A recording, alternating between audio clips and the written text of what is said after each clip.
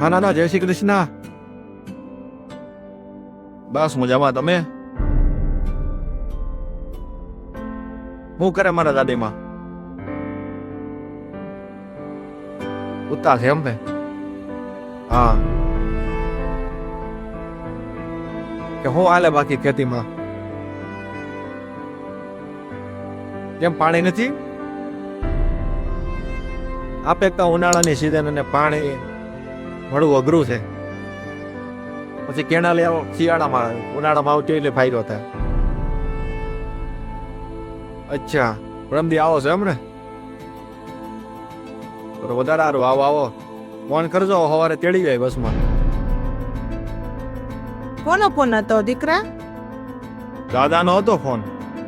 એ વટાડે હું આવ્યો ફોન દાદાનો? મમ્મી, દાદા સુરત આવે છે કારણ કે હમણાં 4 મહિના પાણીની તંગી રહે અને પાછો ઉનાળો છે એટલે કઈ ખેતરમાં ઉગશે નહીં.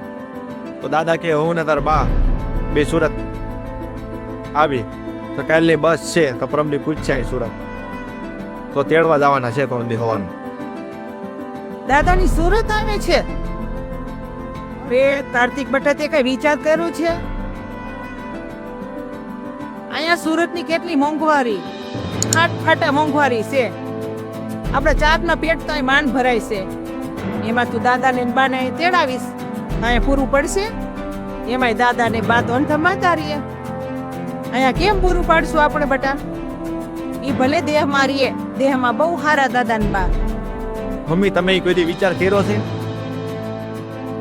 કે દાદાને અને બાને એટલા પગ દુખતા હોવા છતાં સુરત એટલું મોકલાવે છે, એટલા બીમાર રહેવા છતાં એટલું ખેતરમાં કામ કરે છે. આ બધું કામ આપણા હારું જ કરે છે.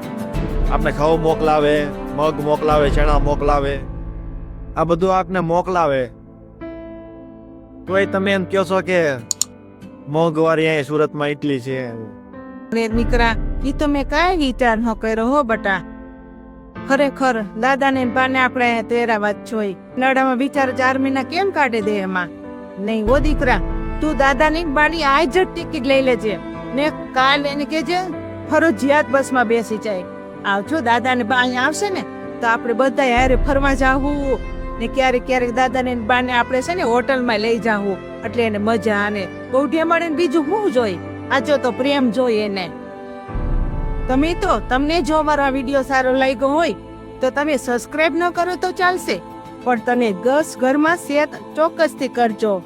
નીચા ઘરોમાં પણ આની ઘણી તકલીફો છે તો એ પણ જોવે અને સમજે.